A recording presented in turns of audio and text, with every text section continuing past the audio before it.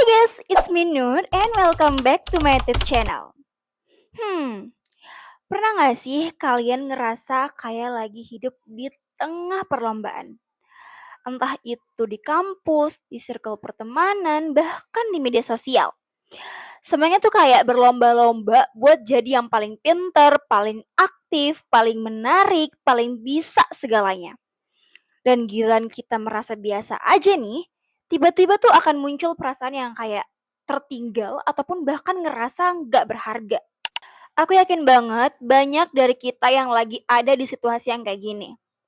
Situasi yang bikin kita ngerasa dikejar-kejar sama banyak banget hal. Merasa kalau lagi berlomba dan berusaha keras mati-matian untuk memenangkannya. Bahkan sekalipun hal ini bikin kita merasa kelelahan atau bahkan berisiko buat tumbang. So, hari ini kita bakal bahas soal lingkungan yang kompetitif, baik itu dari sisi akademik maupun lingkungan sosial lainnya. Sebenarnya guys, rasa kalau kita tuh sedang kayak lomba atau kompetisi itu adalah hal yang wajar kok. Justru perlu banget buat kita rasain sih menurut aku karena rasa kompetisi itu bisa jadi pemicu buat kita berkembang. Kita jadi lebih semangat buat nyoba hal-hal baru dan buat kita jadi nggak malas-malasan. Misalnya, kalau kita lihat teman kita yang aktif banget ikut kegiatan ini itu, ikut lomba dan dia bisa juara, nah hal ini tuh bisa bikin kita termotivasi kan. Termotivasi buat kayak pengen juga seperti mereka gitu kayak, kalau dia bisa harusnya aku juga bisa dong. Nah, tapi masalahnya kadang rasa kompetisi ini tuh bisa disalahartikan dan bisa jadi toxic, iya kan? Nah, ketika tujuannya bukan lagi buat berkembang, tapi justru buat ngalahin orang lain, kita ngerasa kayak pencapaian orang lain itu bisa menjadi patokan buat kita untuk harus juga mencapai hal itu. Ngebuat kita merasa kalau orang-orang itu sebagai saingan, dan ini situasi yang bahaya banget sih guys menurut aku. Ini bisa masuk ke penyakit hati yang gak ada obatnya. Yap, yaitu perasaan iri. Hal ini tuh nggak baik banget buat kesehatan mental karena kita akan terus membanding-bandingkan diri kita sendiri dan lupa kalau setiap orang itu punya waktu dan juga jalannya masing-masing. Nah, ini nih yang paling sering kita rasain di dunia kampus ataupun sekolah. Lingkungan akademik yang sekarang tuh semakin kompetitif. Kalian ngerasa nggak sih kayak semua orang tuh pengen banget gitu berlomba-lomba buat pengen punya nilai yang tinggi, IPK yang tinggi, punya beasiswa, berlomba-lomba buat cari pengalaman organisasi, sertifikat, ikut pelatihan ini itu. Dan kadang tanpa kita sadari, kita jadi ngerasa kayak kalau nggak seproduktif mereka, kita bakal gagal. Padahal guys, gak semua orang itu punya minat, passion, ataupun privilege yang sama. Gak ikut hal-hal yang orang lain lakuin, bukan berarti kita gagal kok. Karena kita bisa sukses dengan cara kita sendiri. Percayalah guys, fokus pada apa yang kita lakukan dan jalani sekarang itu lebih penting daripada fokus ngelihat apa yang dilakukan oleh orang lain. Coba deh kita renungi lagi. Banyak banget kok orang yang gak fokus pada perlombaan yang mereka lihat di dunia akademik ataupun di lingkungan sosial mereka yang kayak misalnya kejar nilai, kejar sertifikat, rajin banget ikut kepanitiaan ini itu. Cuman karena pengen banget dianggap sukses. Coba deh kalian lihat lagi di sekeliling kalian. Banyak kok yang justru malah memilih buat kuliah aja sambil menikmati waktunya sendiri, kerja sambil kuliah misalnya, ada yang sambil ngurusin keluarga, bahkan mungkin ada yang sedang struggling sama kesehatan mentalnya, sehingga memilih buat nggak ikut apa-apa dan fokus ke dirinya sendirinya aja dulu. Jadi yang harus kita sadari adalah proses belajar itu tuh bukan perlombaan cepet-cepetan. Bukan siapa yang duluan selesai, tapi bagaimana kita benar-benar memaknai proses itu dan fokus berkembang sesuai dengan keinginan kita ataupun standarnya kita. Kita boleh kok punya target tinggi kayak kebanyakan orang.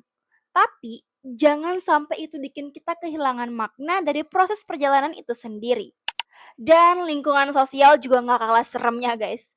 Di media sosial misalnya, kita sering banget tuh disuguhkan dengan berbagai pencapaian, aktivitas produktif yang nggak habis-habis.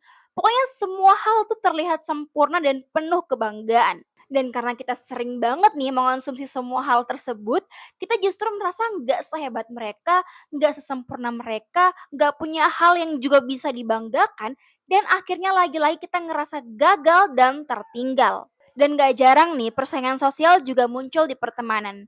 Ada rasa pengen diakui, pengen jadi yang paling menonjol di circle itu. Bahkan kadang hal ini bikin kita tuh gak ngerasa jadi diri kita sendiri dan ngerasa capek hanya demi tetap pengen kelihatan nyambung ataupun tetap ada di lingkungan pertemanan itu. Tapi guys, terlepas dari semua itu, penting buat ingat kalau emang kita nggak harus cocok kok di semua tempat. Karena emang gak semua tempat itu atau lingkungan itu sehat buat kita.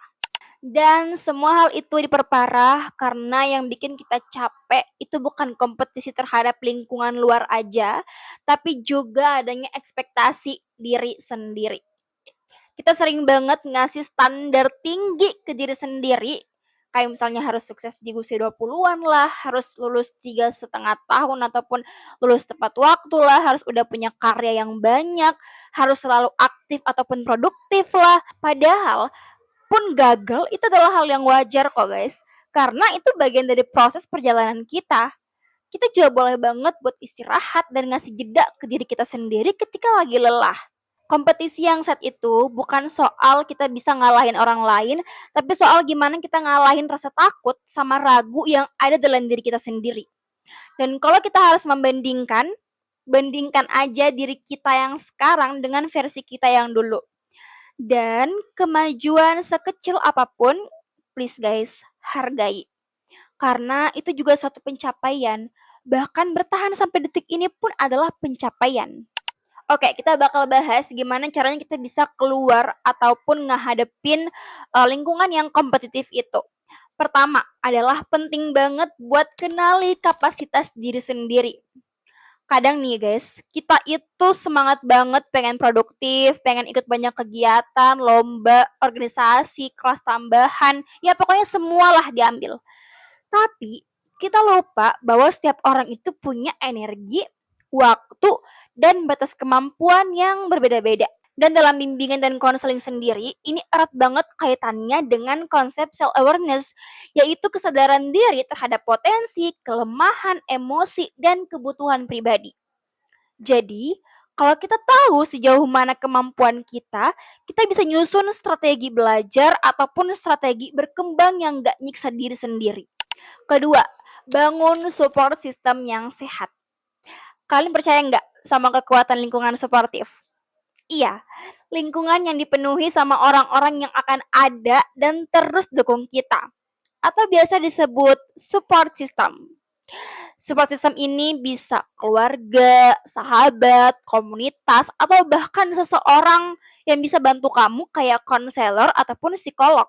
Karena menurut teori ecological systemnya Brown Friend Banner, lingkungan terdekat kita, yaitu mikrosistem, itu punya pengaruh besar terhadap perkembangan psikologis kita. Karena kalau kita dikelilingi oleh orang-orang yang suka ngejek kita, suka merendahkan, suka jatuhin motivasi atau semangat kita, dan juga selalu banding-bandingin diri kita sama orang lain, itu bukan lingkungan yang sehat guys. Sebaliknya kita tuh butuh banget seseorang support system yang sehat yang bisa nerima kita, ngasih kita dorongan positif, dan ngajak kita untuk tumbuh bersama.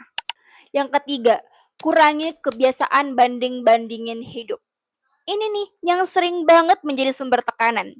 Kita sering banget ngebandingin proses kita sama orang lain. Dalam bimbingan dan konseling sendiri guys, ini termasuk dalam dinamika social comparison yang sering banget menurunkan self-esteem kita. Nah, upaya yang bisa kita lakukan untuk menghindari hal ini adalah kita bisa melakukan teknik cognitive restructuring, yaitu bagaimana cara kita untuk bisa mengenali dan juga mengubah pola pikir yang negatif menjadi positif dan realistis. Misalnya, dari yang tadinya kita berpikir kayak, kok dia udah sukses ya, aku kok masih di sini-sini aja sih. Kita bisa ubah pola pikir itu dengan, oke, semua orang punya jalur dan juga waktunya masing-masing, dan aku juga sudah berproses kok. Selain itu, kita juga bisa pakai pendekatan biblioterapi, yaitu kita bisa membaca kisah nyata ataupun buku motivasi yang menguatkan bahwa Sukses itu nggak selalu soal cepet-cepetan, siapa yang duluan sampai, tapi tentang ketahanan dan kesadaran diri untuk selalu berproses. Dengan begitu, kita akan lebih fokus pada apa yang sedang kita usahakan dan jalankan dengan penuh rasa bahagia dan juga bermakna. Jadi guys, hidup di lingkungan yang kompetitif itu emang gak selalu mudah. Kadang bikin kita capek banget, ngerasa tertinggal, ngerasa gak cukup. Tapi di tengah semua itu kita selalu punya pilihan kok guys. Kita mau terus-terusan membanding-bandingkan diri kita sampai kita lelah dengan sendirinya, atau kita belajar pelan-pelan buat fokus sama diri sendiri dan nikmatin prosesnya dengan versi kita.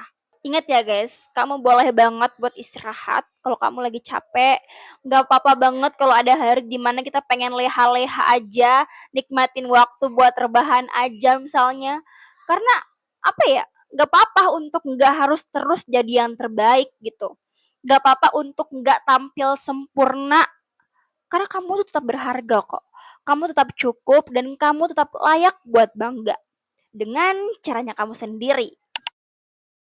Oke guys, sekian video untuk kali ini. Jangan lupa untuk subscribe, like, dan komen. Kalau teman-teman punya hal yang ingin dibahas di video selanjutnya atau ingin diceritain, boleh banget juga untuk tulis di kolom komentar atau DM aku di Instagram di @nurwimes. Oke? Sampai jumpa di video selanjutnya. Bye!